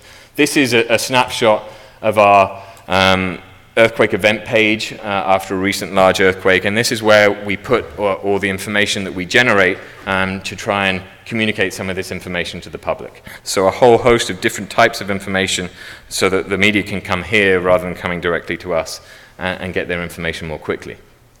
Our interactive maps allow users to display in a geographical manner all of this information, so they can see, for example, by looking at this, that the strongest shaking isn't necessarily clustered around the earthquake hypocenter. This is an example from the magnitude 8.2 earthquake in Mexico in September.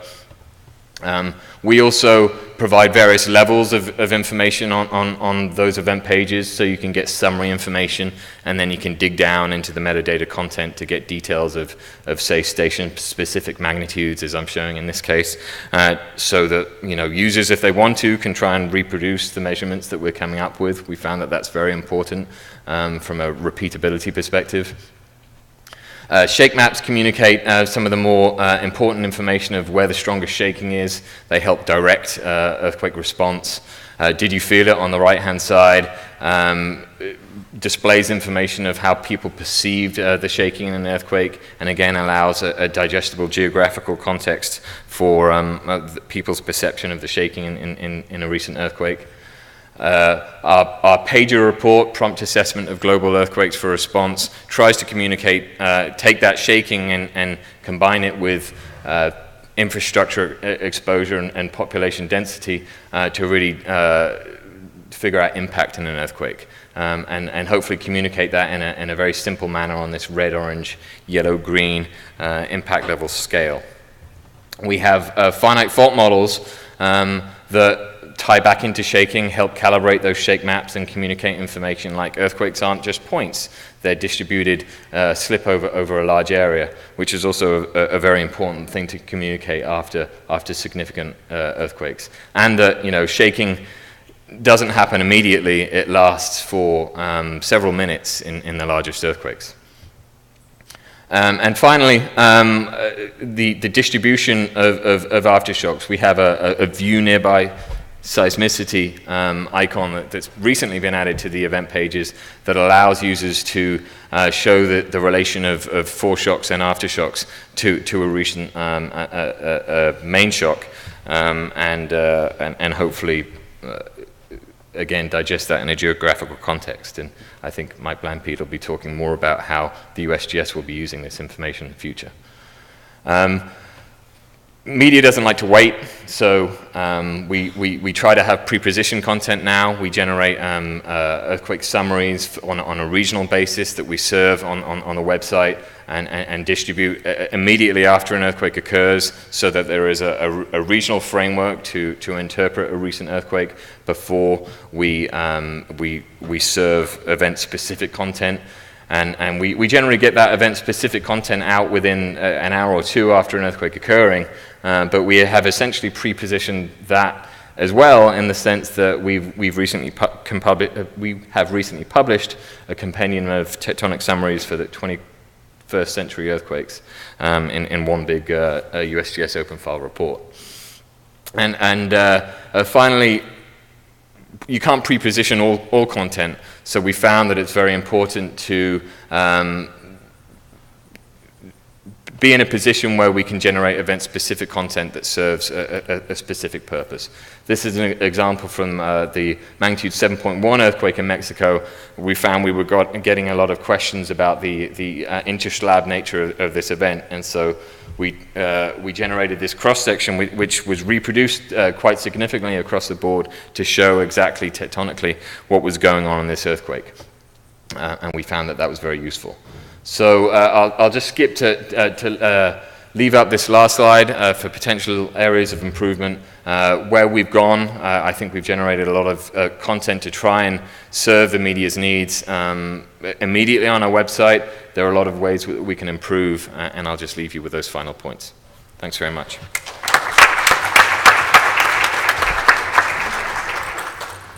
Do we have a quick question for Gavin?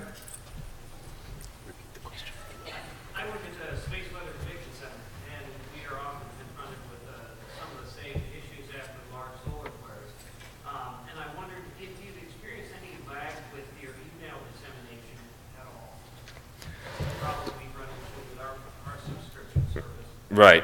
Yeah. So the question is whether we've experienced lag with our email distribution services, and yes, we do. We've tried a hierarchical approach, but it can still be slow. I got one more if you got time. We're running a little bit behind, so if you could just pick it up after. Thanks, Mike. Individually. Thanks very much. Next, I'm going to. Go ahead. Okay. I'm going to riff directly off of Gavin's talk to extend into some things that we're developing next at USGS. I don't think I need to talk too much about the USGS roles in this area, but we do, of course, monitor and serve earthquake information, and we deliver this via some of the avenues that Gavin explained to quite a variety of well, obviously the public and media, but also some key stakeholders within the United States and abroad. People who need to make rapid decisions in response to earthquakes. So as Gavin said, we have a variety of information that we put on the web nearly immediately or very quickly following an earthquake. And this is pieces of information that characterize the earthquake that just happened. We're doing two new things. One is earthquake early warning, and one is operational earthquake forecasting. But in addition to, let me just first say, in addition to the web content, we also push information out in a variety of other ways. As Gavin said, it goes out through this vast array of different modalities that are triggered by the analyst clicking the yes button.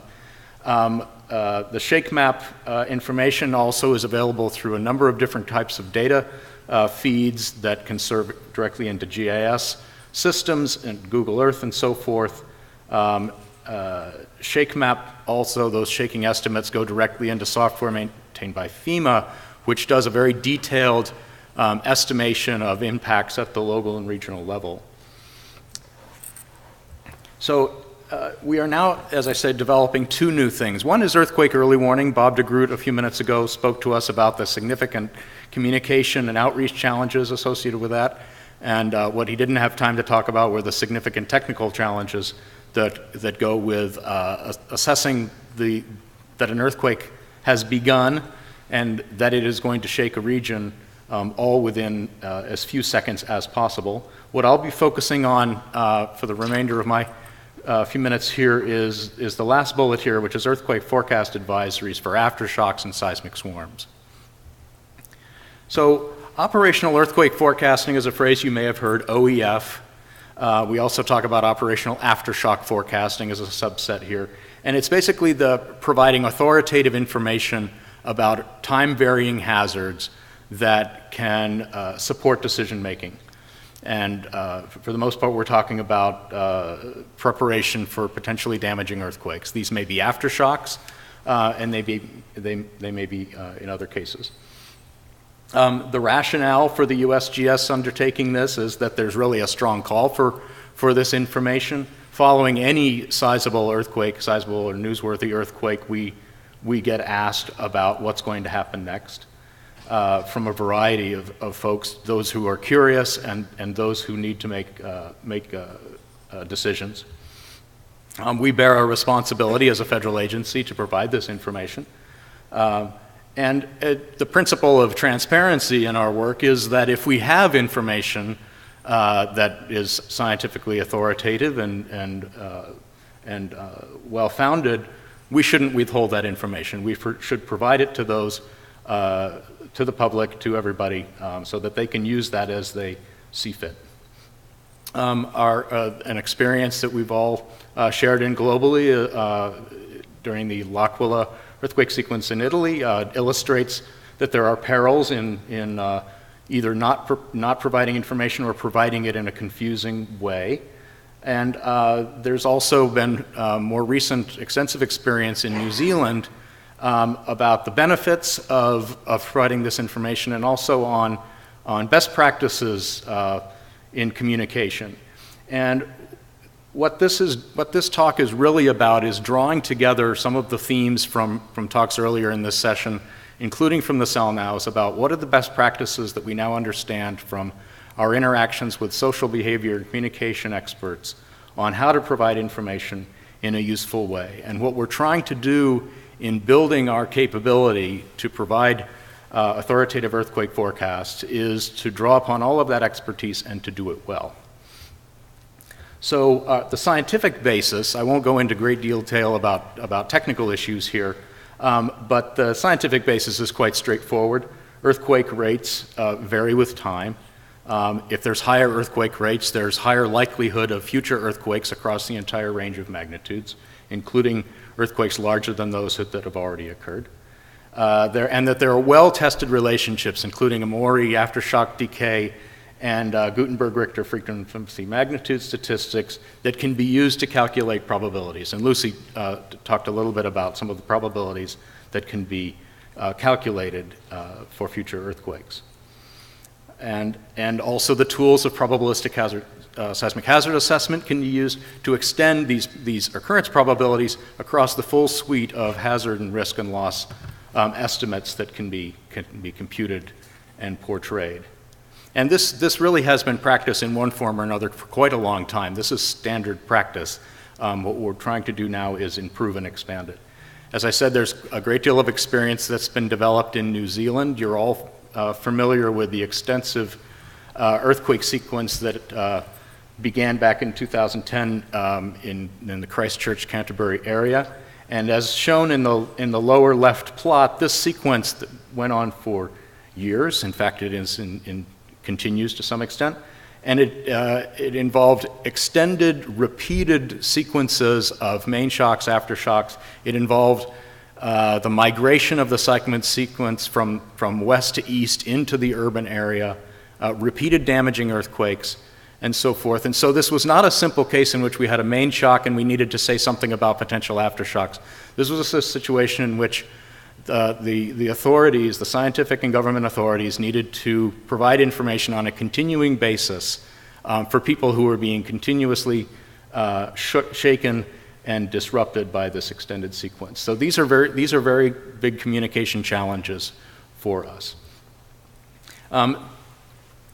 We and our seismic monitoring partners in California have been providing aftershock forecasts within California for quite some time, decades, following magnitude 5 and larger earthquakes. Here's an example of the aftershock forecast from the 2004 Parkfield earthquake, and it gives the probability of strong aftershocks, a probability of earthquakes larger than the main shock, and a sense of how many felt aftershocks that will occur, and some background information. In developing our improved systems, we're building upon this using modern understanding about how to communicate this stuff well. We've also, outside of California, done ad hoc forecasts for a number of earthquakes. These generally occur in which either there's such an impactful domestic earthquake that we feel we must say something, or there's another questions that are coming in, or for global earthquakes in which we have a request either from the foreign government or from a responsible U.S. federal agency to construct a forecast. And list several examples there, and we've also created scenario aftershock forecasts for response exercises. What's shown on the right is one of our most recent examples. There was a protracted earthquake swarm in southeast Idaho near Soda Springs, and there was sufficient attention to that and a sufficient worry about proximity to larger earthquake sources that we put out a statement that included a lot of earthquake information as well as calculated probabilities of continued and larger events. There's problems with doing things on this ad hoc basis, and there's a number of problems. One is that it's very time-consuming to do that. In putting together one of these forecasts, we typically get caught up in a lot of discussion about should we do it, and how should we do it, who should do it, and so forth. On the diagram there shows a Word document that we worked on following the Haiti earthquake. It took us days, if not weeks, to put together a statement that we could all agree was useful. We end up with very inconsistent approaches, timelines, formats, and so forth, and inconsistent coordination with local authorities, and basically issuing these things upon a public, media, local governments, and so forth, who are not necessarily accustomed to seeing this information. And so we really need to do better. Guidance from the National Earthquake Prediction Evaluation Council said it's important for us to create a forecasting system that delivers earthquake forecasts throughout the U.S. To a wide variety of users. We should press forward on this, make haste. As Bob said, don't let the perfect get in the way of the good, or whatever that exact phrase was. A caution from our advisory bodies was also that since USGS is working in a constrained federal environment in terms of budgets, we should do so, but we should do so with an eye toward meeting key user needs. So we've undertaken quite a bit of work to understand user needs. The publication on the right from 2016 summarizes results from a workshop that brought together various key users, mostly professional users, of such information. What we learned in these workshops and other meetings was that there's emergency managers in a variety of environments that told us that they would find this information useful, and additional professional users as listed here.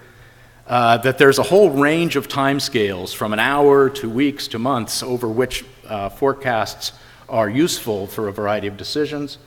And what almost everybody said was they want maps. As Gavin said, putting things in the map context is very useful for people.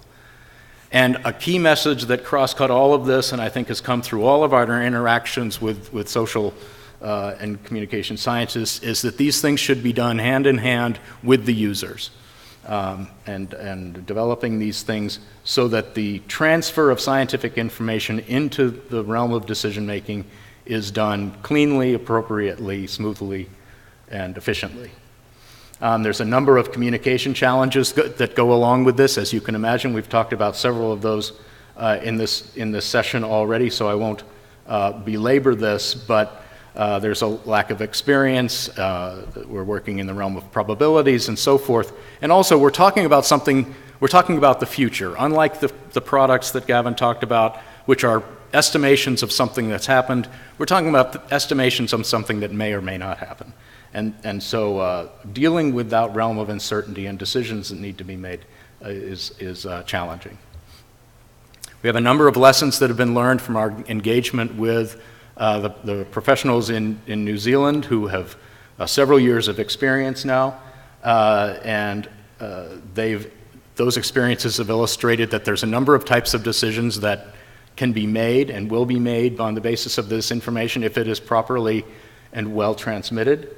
And in addition, that just the fact that we are very publicly, very proactively engaging with the media and the public offers reassurance at a time of uncertainty and crisis. So to wrap up, just 2 slides here to show where we're going with this. We're in the midst of creating improved aftershock advisories that meet a variety of needs, and we'll be putting those out hopefully beginning in this coming year across the entire country, not just in California. These will join the suite of products that we already have put out. What we're doing is pre-positioning the background content in terms of templates so that it can be a very efficient thing. Make a quick calculation, put the numbers into this template format, and provide that, because as Lucy showed, the hazard is the highest immediately and tapers off very quickly. Decisions need to be made quickly. We need to get the information out quickly, and this is a way of facilitating that. And then finally, our development strategy is basically a 4-stage one. We'll go down this list as fast or as slow as resources and user interest dictates.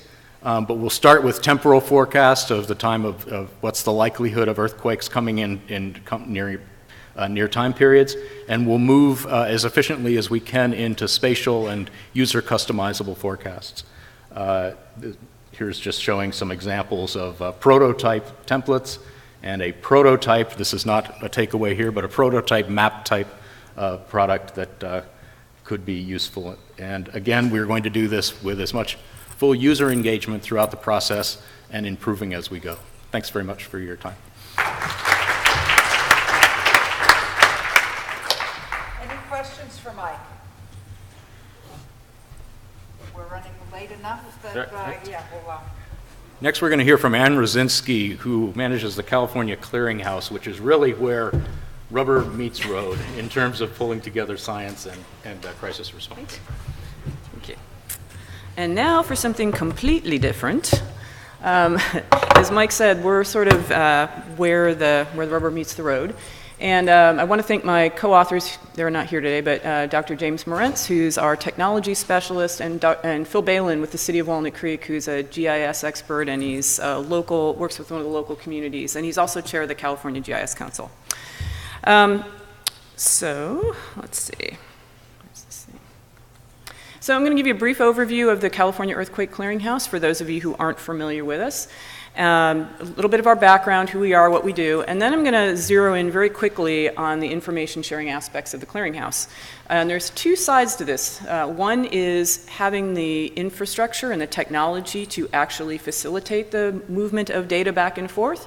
And the other part of it is, what do you do with the data once you have it? Who do you share it with? How do they use it? So I'm going to keep going. So the clearinghouse concept, it's pretty simple. It was started in 1971 after the San Fernando earthquake. A lot of scientists and engineers and others were out scurrying around collecting information at different disaster sites, and they kept running into each other. And they were smart people and pretty practical, and they recognized, you know, even though we work for different organizations, if we coordinate, we can quite literally cover more ground, we can extend limited resources, and we can learn more. So that's the basics of it. In every state, the clearinghouse concept is a little bit different. So I'm going to talk a little bit about how the clearinghouse concept is implemented in California.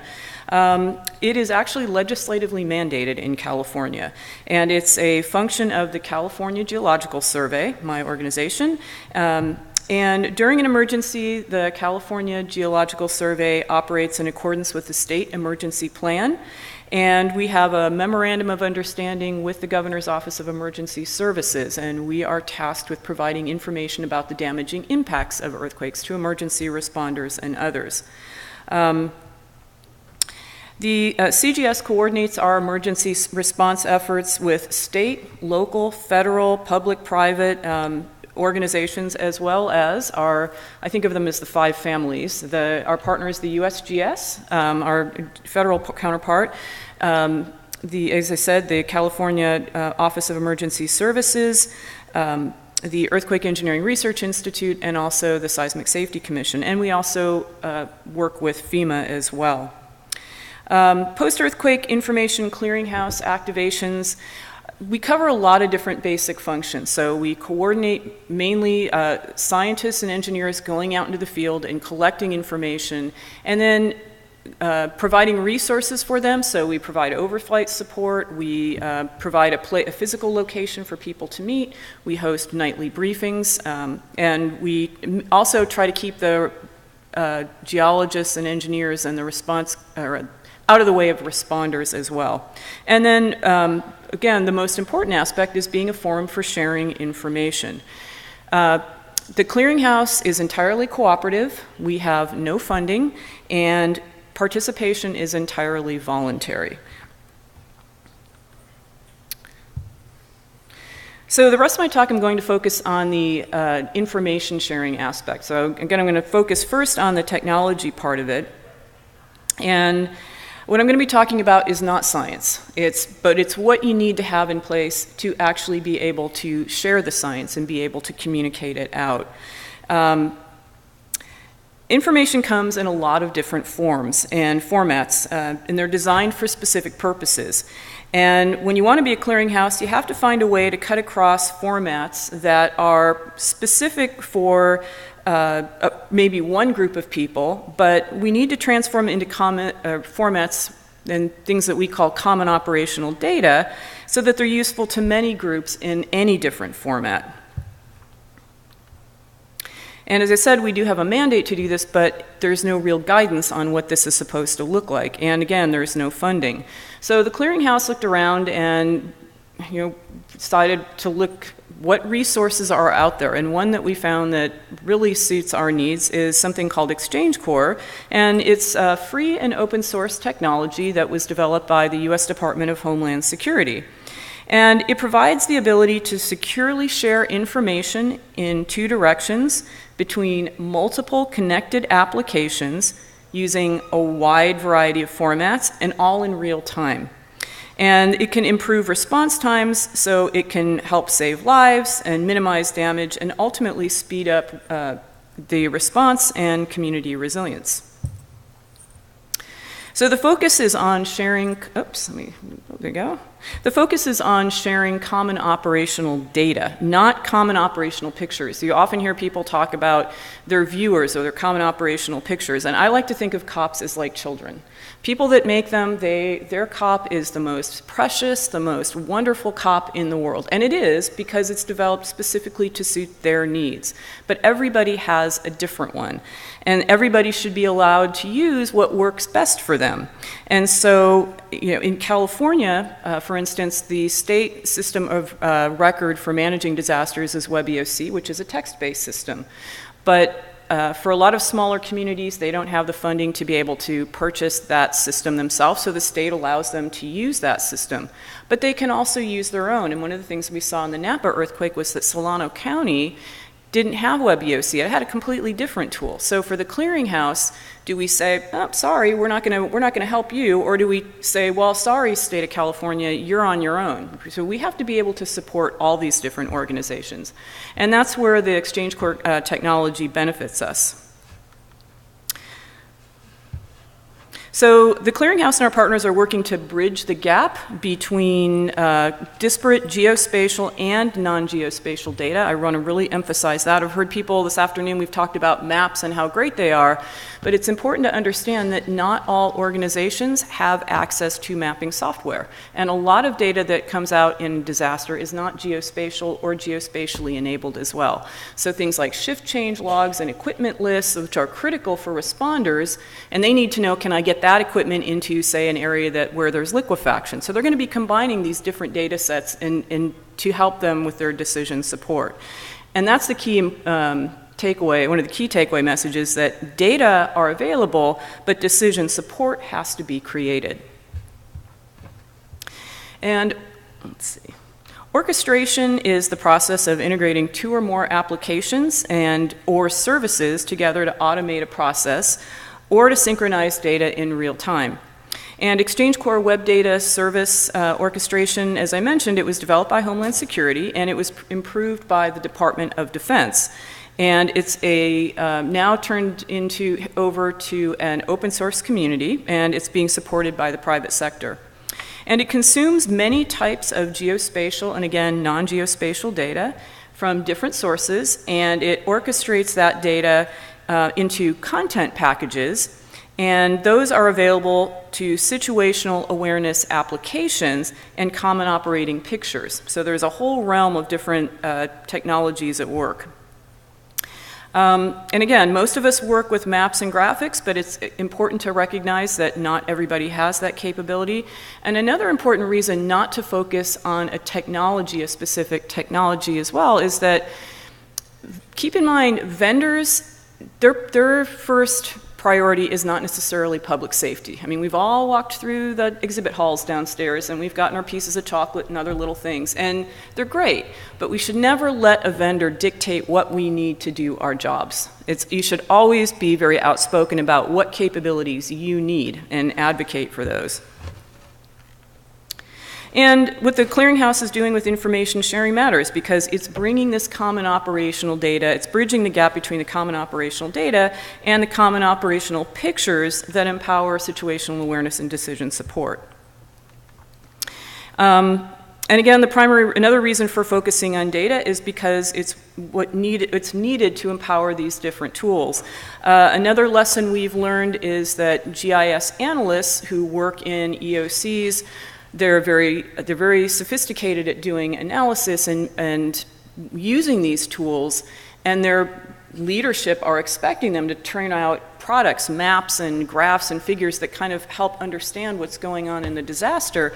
But oftentimes the decision makers at the top don't support their analysts in the times in between disasters to do trainings and help understand where there are gaps and where the data don't flow as easily as they need to. So for those of you in the room who are decision makers, it's really important for you to listen to your technical analysts and recognize that if they're saying, you know, you've spent all this money on a great technology, but I can't get the data in, it's not going to go anywhere. It's like having a Ferrari and no gas. If it's a race between a Ferrari and a Yugo, and the Yugo's got the gas, the Yugo's going to win every time. So this is our deployment diagram for our exercise that we participated in 2016. It was the Vigilant Guard exercise. And it's showing, in the blue are the different participating organizations, and in the green are various technologies that can connect to Exchange Core. These aren't the only ones, but these are some that are widely used, so we did some demonstrations with these. And the idea is that those organizations can choose which of those tools, you know, they can use all of those or in combination, and those are things that they're already using, they're already trained on. Those tools can connect to Exchange Core. Exchange Core sits behind the scenes, and then it will allow the data to be shared amongst all these different organizations. And SABRE, I'd like to point out, SABRE is another Exchange Core community, and they've been very successful for the recent storms. They were incredibly successful working with FEMA and providing outage information for all the big box stores. So we were able, for the clearinghouse, we were able to bring in that information to understand where the disaster impacts are the worst. So what we're able to bring to our partners is the ability to exchange data, assure currency, be able to provide security, secure information, to collaborate, to manage content, and also all without the requirement of having to buy a new end user product. And this is what success looks like. This is combining data from different sources, and this is showing a subset of health facilities from California Department of Public Health within a toxic chlorine plume. And from that, they can take the total number of potentially occupied beds and the persons exposed, and that can be calculated. And what's important about this is the data is being shared without the need for all the participants to use, for instance, ArcGIS Online. They don't even have to be request the ability to be included in an ArcGIS Online group or even have ArcGIS Online credentials. And again, this is not it's not a criticism of ArcGIS Online. This holds true for other technologies as well. The military has DART and other technologies that people don't have access to. So this is allowing the data to be shared amongst them. And then for the rest of the time I have, I'm going to talk a little bit about the best practices. So again, most of you are used to working with maps and graphics, so it's important to also think outwardly. We're used to working with our data sets and making sure that we've done all the calculations and all the numbers make sense and things display properly, but we really need to turn around and look at our users and talk to our users and find out what is it that they're trying to do and how can we take our science and make it more accessible to them. So this is an example. EPA has some, they have a data warehouse, but in the recent fires when we've been discussing them, the responders, the fire agencies, weren't looking at this information on their maps. So just even working with them and saying, hey, here's some information you can bring into your map, and now the fire responders know where these hazmat facilities are. It seems like a no-brainer, but those things weren't really happening. And then just kind of wrapping things up because we're getting short on time. Important takeaways are to understand the key decision maker questions and what data will support their answers. We also want to share how different levels and disciplines of government need to use each other's data sets, provide workshops and trainings for discussing and practicing usage of each other's data and display, and analysts and decision making, operationalize scientific and regulatory data for emergency response, and identify and promote workflows of critical infrastructure status and information. That's really key. Where is it, who's affected, and for how long? So adding those fields into your data set so it's more usable for response partners. And our efforts, we've been working on this for a while, and we're pleased with our abilities, even though, again, we don't have any funding. We've made some real progress, and we've been able to generate some support. And really, this is what it's all about. It's being able to share information to support community resilience. And this was one of our takeaways from the Napa earthquake. So for more information, you can go to the Clearinghouse website. We have after-action reports from several of our exercises, and thank you very much.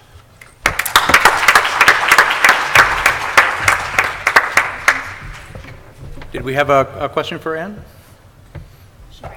Oh, she ran away. Thank you, everybody. Thanks to all our speakers for a set of wonderful talks, and to those in the audience. Sorry for our problems with the house lights going on and off. What's that? They told us it was everywhere. It was everywhere in the building. We had house lights going on and off. Okay. Thanks to you who have tuned in online to listen in on our session. And enjoy a short break. Sorry we ran a few minutes behind here, and enjoy the rest of your meeting. Thanks very much.